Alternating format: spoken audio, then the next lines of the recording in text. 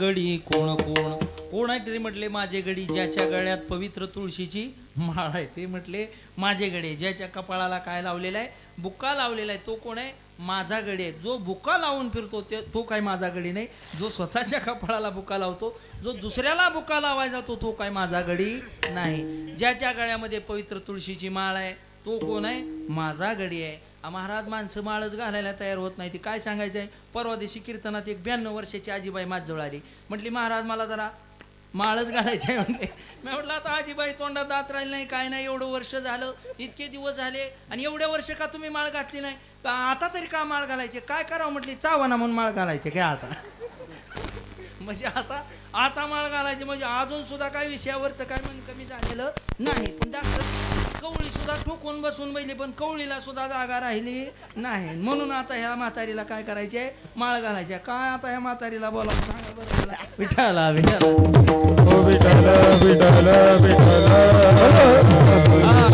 महाराज म्हटले माझे गडी कोण कोण. सप्त्यामध्ये सहभागी होणारे माझे गडी तेच आहेत म्हटले. अन्नदानाची सेवा करणारे माझे गडी तेच आहेत. बरं जाऊ द्या, जे भोजनाची सेवा करणारे ते सुद्धा माझेच गडे. जे भजनाची सेवा करणारे ते सुद्धा माझेच गडे आहेत. आणि अजून करता सप्ताहामध्ये देणगी देणारे ते सुद्धा माझे गडीच आहेत. अजून करता इथं पडेल ती सेवा करणारे. आजपर्यंत या 5-6 दिवसात 24-25 हजार लोकांनी इथं अन्नदानाचं केलेलं आहे महाराज. 24,000 लोक या सप्त्यामध्ये जेवले महाराज. किती मोठ्या पद्धतीमध्ये अन्नदान होतंय, मोठमोठे गाव जेवणाच्या पंक्ती होत आहेत, मोठमोठं द्रव्यदान होतंय. अनेक पद्धतीची सेवा करणारी मंडळी इथं आहेत. माझे गडी हे सगळे म्हटले माझे गडी आहेत. पंढरपूरची वारी करणारे हे माझे गडी आहेत. अर्ध्या तिकीट नसताना सुद्धा अर्ध्या तिकिटावर वारी करणारे ते माझे गडी नाहीत म्हटले. चंद्रभागेचं स्नान न करता हातपाय धुवून दर्शन घेऊन येणारे तसले तर माझे गडी अजिबात नाहीत म्हटले. अजून सांग का तुम्हाला, इकडं देवदेव करून तिकडं बांध करणारे माझे गडी नाहीत म्हटले. ते हे माझे गडी नाहीत. मग माझे गडी कोण आहेत, माझे गडी म्हटले माळकरी भजन करणारे, कुणाला चुना न लावणारे, फार फार तर एखाद्याला चुना देणारे पण चुना न लावणारे हे सगळे म्हटले माझे गडी आहेत. खरं बोलणारे, सत्यानं वागणारे, न्यायनिष्ठ प्रविष्ट अशा पद्धतीचं जीवन जगणारे हे सगळे माझे गडी आहेत. आणि ते काय करा माझ्या माग तुम्ही काय करा या. पाय आठवी विठोबाचे पाय आठवी विठोबाचे पाय आठवी विठोबाचे पाय आठवी. हे माझे सोयरे सज्जन सांगती, हे माझे सोयरे सज्जन सांगती, हे माझे सज्जन सांगती, हे माझे सोयरे सज्जन सांगती. पाय आठवीती विठोबाचे, पाय आठवीती विठोबाचे, आठवीसी विठोबाचे,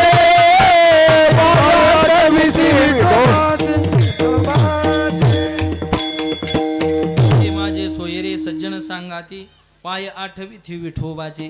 भगवान परमात्म्याचं नामस्मरण करणारे, खऱ्या अर्थाने भजन करणारे आणि ज्ञानेश्वरीचं पारायण करणारे, गात्याचं भजन करणारे, कीर्तन आदी श्रवण करणारे, कथा श्रवण करणारे हे सगळे काय म्हटले माझे गडी. हे सगळे माझे गडी. त्यातले 2-3 बिगर माळकरी होते. ती उगाच देवाच्या गटात घुसायले. देव म्हणलं ए सरकार म्हणला माग तुमच्या गळ्यात माळी आहे ते का म्हटले, तुमच्या कपाळाला गंध नाही, कुठं माझ्या मागं यायला लागला. तुम्ही माझ्या मागं येऊ नका. असलं उगाच सोंग धरायचं नाही. ज्याच्या गळ्यात माळ आहे त्याला काळ त्रास देत नाही. दड दड दड दड दुडू दुडू दुडू दुडू भय सुटला कळी काळा बापुडिया रे बापुडिया रे. शिवनाम शीतळ मुखे सेवे पाका पुढिया रे, शिवनाम शीतळ मुखे सेवे पाका पुढिया रे.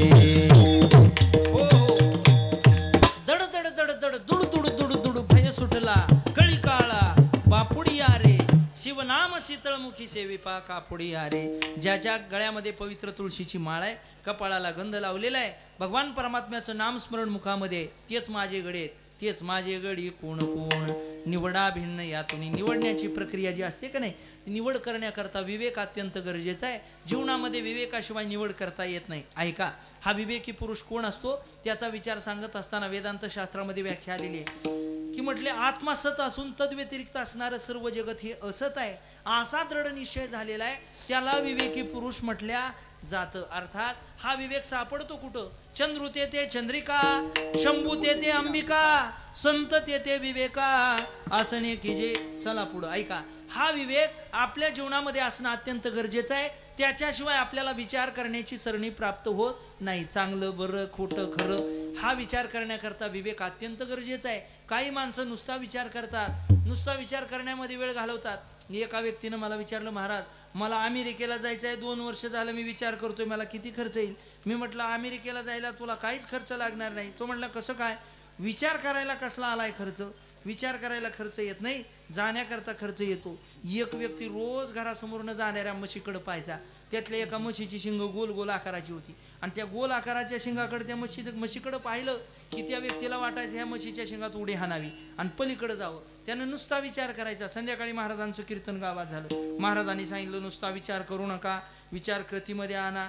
हे भजनासाठी सांगितलं, पण त्यानं घेतलं व्यवहारासाठी आणि त्यानं सकाळी वाटच पाहायला लागला, म्हशीची वाट पाहायला लागला आणि म्हशी चरायला चालल्या. गोल गोल आकाराच्या शिंगाची म्हैस त्यानं पाहिली. त्याच्या लक्षात आलं रात्रीचं कीर्तन, नुसता विचार करू नका, विचार कृतीमध्ये आणा. आणि त्यानं त्या म्हशीच्या शिंगातच उडी हाणली पलीकडे जाण्यासाठी. पण म्हैस काय साधी सुधी नव्हती, इटकुरची होती महाराज ती म्हैस. आणि त्या म्हशीनं काय त्याला पलीकडे जाऊ दिलं नाही. ती म्हैस उजळायला लागली. तिच्या डोक्यावर ओझ दिल्यानंतर म्हैस काय नीट चालणार आहे का? अहो साधी रिकामी म्हैस रस्त्यानं नीट चालत नाही, 10-12 हार्न वाजवावं लागतंय आम्हाला गाडीचं, तरी सुद्धा ती म्हैस अशी माग वळण पाहते. कोण आहे वडत म्हणते, ह्याला कशानं गाडी जायली. विठाला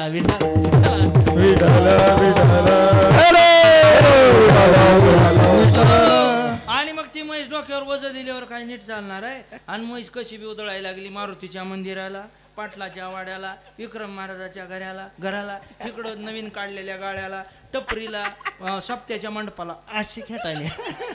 आणि मग तिनं त्या सगळ्या त्या शिंगामध्ये अडकलेल्या व्यक्तीच्या बरगड्या मोकळ्या केल्या. लोक धावत पळत आली. बिचारा भजनी मंडळातलाच होता ती अडकलेल्या शिंगामध्ये. सगळं गावातलं भजनी मंडळ महाराजांनी एकत्र केलं. कशी तरी म्हैस धरली आणि त्या म्हशीत अडकलेल्या शिंगात अडकलेल्या त्या रामभाऊला त्या म्हशीच्या शिंगातून बाहेर काढलं. आणि माणसं म्हणायला लागली भजनी मंडळातली, काय रामभाऊ काय कळते पण आहे का नाही? का उगा आपलं काय करायचं, कुठं बी उड्या आणायच्या, हे असलं काय करायच्या आधी जरा तरी विचार करायचा. रामभाऊ म्हटले, तुम्हाला काय वाटलं मी विचार केला नाही का? 6 महिन्यापासून हेच विचार करीत होतो. कसला? म्हशीच्या शिंगात उड्या हाणायचा? असला विचार करून काय उपयोग आहे महाराज? विचार कसा केला पाहिजे? सारा सारा विचार करा उठाऊ नाम धरा कंठी विठोबाचे, नाम धरा कंठी विठोबाचे, सारा सारा विचार करा उठावोरी नाम धरा कंठी विठोबाचे, नाम धरा कंठी विठोबाचे. क्षण क्षणाची करावा विचार, तरावया पार, तरावया पार, तरावया पार भव. क्षण क्षणी हाती करावा विचार, तरावया पार, तरावया पार भव सिंधू, भव सिंधू. क्षणाची करावा विचार, तरावया पार भव सिंधू. आपण प्रत्येक क्षणाला विचार केला पाहिजे. कोणता विचार केला पाहिजे? भगवान परमात्म्याचं नाम घेण्याचा विचार केला पाहिजे, परमार्थ करण्याचा विचार केला पाहिजे, भक्ती करण्याचा आपण विचार केला पाहिजे. आणि हा विचार ज्याच्या जवळ आहे त्याला विवेकी पुरुष म्हणा. हा विवेक ज्याच्या जवळ आहे त्यालाच निवड प्रक्रिया करता येते. म्हणून महाराज म्हणतायत विवेक जागृत ठेवा, म्हणजे देवाचा आपण देवाच्या जवळ जाण्याची आपल्याला सद्बुद्धी प्राप्त होईल. माझे गडी कोण कोण निवडा भिन्न यातून ही निवड करण्याची प्रक्रिया. आणि वय त्या ठिकाणी झाल्याशिवाय आपल्याला ती निवड करण्याचा अधिकार सुद्धा प्राप्त होत नाही. वय वर्ष 18 झाल्याशिवाय आपल्याला मतदान तरी करता येते का? म्हणजे बालिश बुद्धीच्या व्यक्तीला मतदानही टाकता येत नाही. म्हणजे वय तेवढं व्हावं लागतं, त्यावेळेला बुद्धी काम करत असते. उगाच कुणाची निवड करण्याची त्या ठिकाणी काय नसते, जबाबदारी नसते. तर देव म्हणतायत जे परिपक्व झालेले आहेत तेच माझे गडी आहेत. माझे गडी कोण कोण निवडा भिन्न यातून. ठीक आहे. मग महाराजांनी त्या ठिकाणी अनेक गड्यांना तिकडं पाठवलं देवाच्या गटामध्ये. काही गडे बलरामदादाच्या गटामध्ये गेले. त्यावेळेला देवाने सांगितले, बघा तुम्ही माझ्यासोबत यायला लागलेले, पण माझी एक अट आहे. कोणती अट आहे? ज्यावेळेला आपण खेळ खेळत असतो त्यावेळेला खेळामध्ये आपला डाव एखाद्या वेळा आपल्या सहकार्याला देण्याची त्या ठिकाणी भूमिका जर घ्यावी लागली तर घेता आली पाहिजे. आपण त्यागाची भूमिका ठेवली पाहिजे, समर्पणाची भूमिका ठेवली पाहिजे आणि आपला डाव आपल्या सहकार्याला खेळू दिला पाहिजे. दुसऱ्या चरणामध्ये आपणामध्ये मिळू हो आपणामध्ये मिळू आपणामध्ये मिळू आपणामध्ये मिळू आपणामध्ये आपणामध्ये मिळू आपणामध्ये मिळू एका खेळू एका खेळू एकाची आपणामध्ये मिळू आपणामध्ये मिळू एका खेळू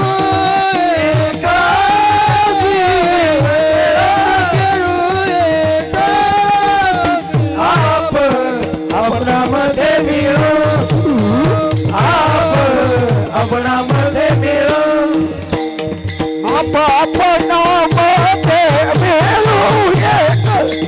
खेळू एकाची एका खेळू एकाची एका खेळू आपणामध्ये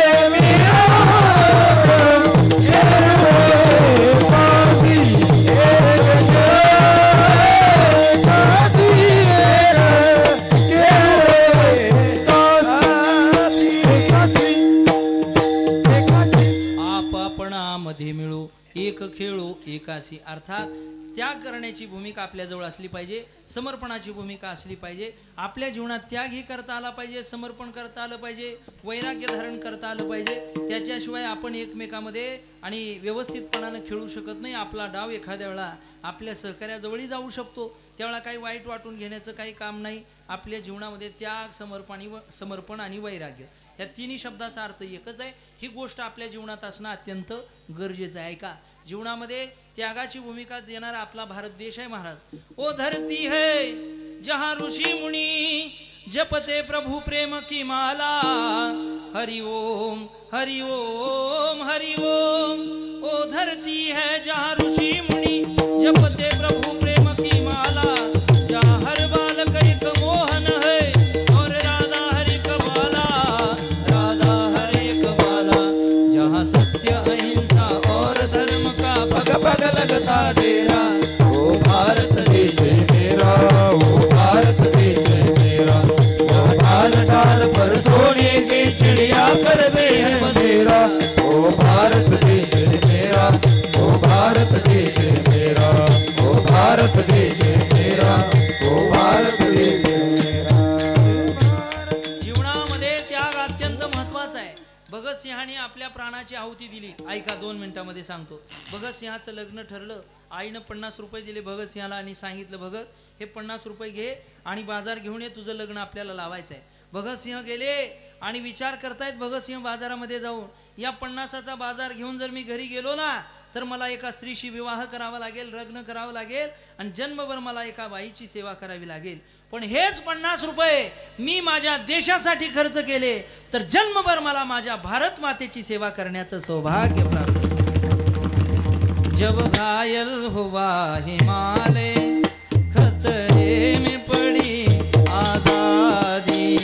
जब तक थी सांस लड़े हो उन्होंने अपनी लाश बिचारी.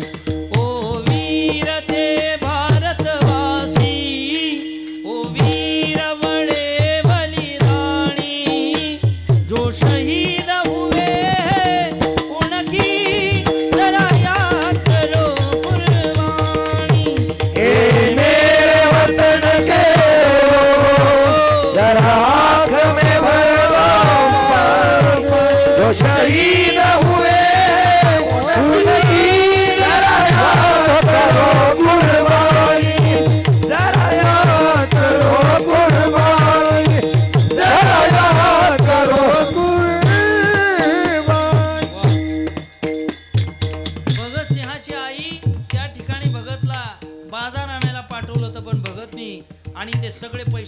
हत्यार खरेदी केले. इंग्रजांवरती भगतसिंह तुटून पडले आणि भगतसिंहाला अनेक भगतसिंहांनी मारल्यानंतर एक दिवस भगतसिंहाला अटक झाली. त्या ठिकाणी कोर्टामध्ये उभा केलं. फाशीची शिक्षा सुनावली गेली.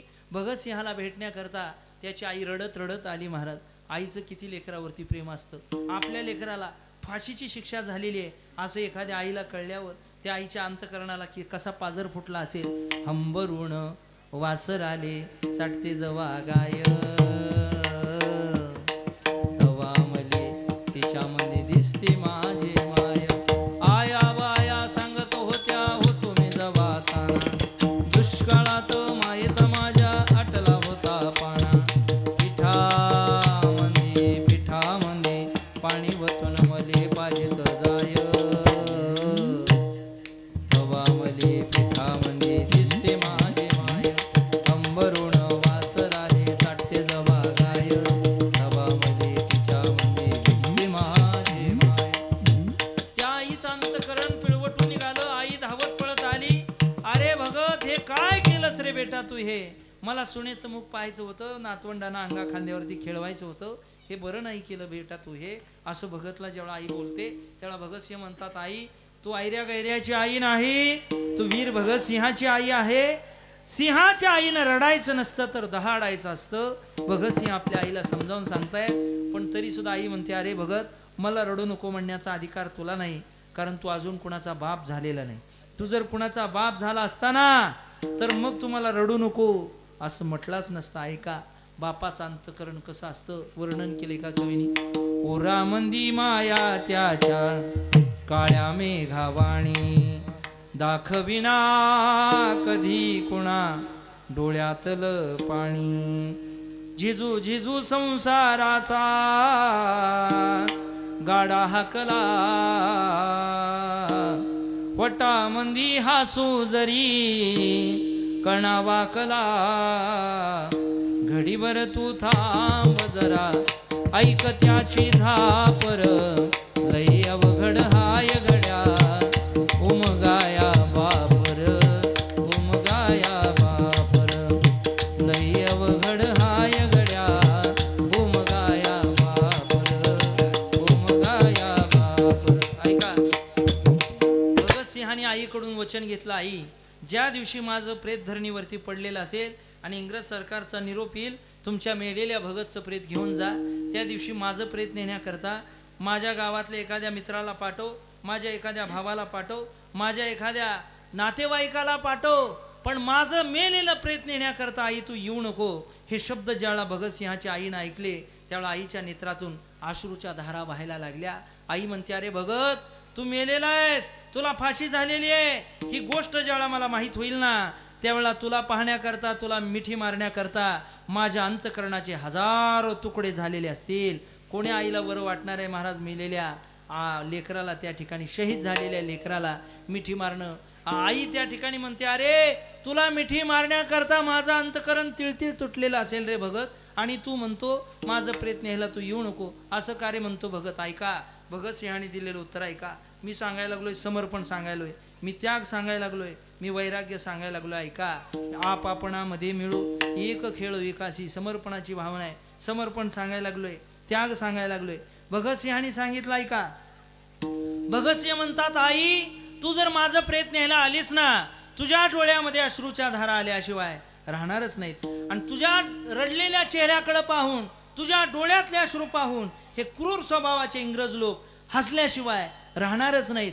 आणि मरताना सुद्धा या इंग्रजांच्या चेहऱ्यावरचं हसू मला पाहायचं नाही, आणि म्हणून माझं प्रेत न्यायला आई तू यायचं नाही. किती हा त्याग आहे, किती समर्पण आहे महाराज. या देशासाठी अनेकांनी समर्पण दिलेलं आहे. अहो, सीमेवरती लढणारा जवान असतो का नाही, सीमेवरती लढणारा जवान एखाद्या वेळेला शहीद होतो, त्याच्या अंतकरणामध्ये काय भावना असते महाराज, एका कवीनं वर्णन केलेलं आहे. ऐका. तलवारों पे सर वार दिए, अंगारों में जिस्म जलाया है, तब जाके कही हमने सर पे ये केसरी रंग सजाया है. जवान ज्यावेळा शहीद होतो त्याला त्याच्या घराविषयी गावाविषयी काय वाटतं ऐका रे गड्या ऐका। ओ माई मेरी क्या फिक्र तुझे क्यों आंख से दरिया बहता है तू कहती थी तेरा चांद हूं मैं और चांद हमेशा रहता है। ओ हीर मेरी क्या फिक्र तुझे ओ हीर मेरी तू हंसती रहे तेरी आंख घड़ी भर नम ना हो। मैं मरता था जिस मुखड़े पे कभी उसका उजाला कम ना हो।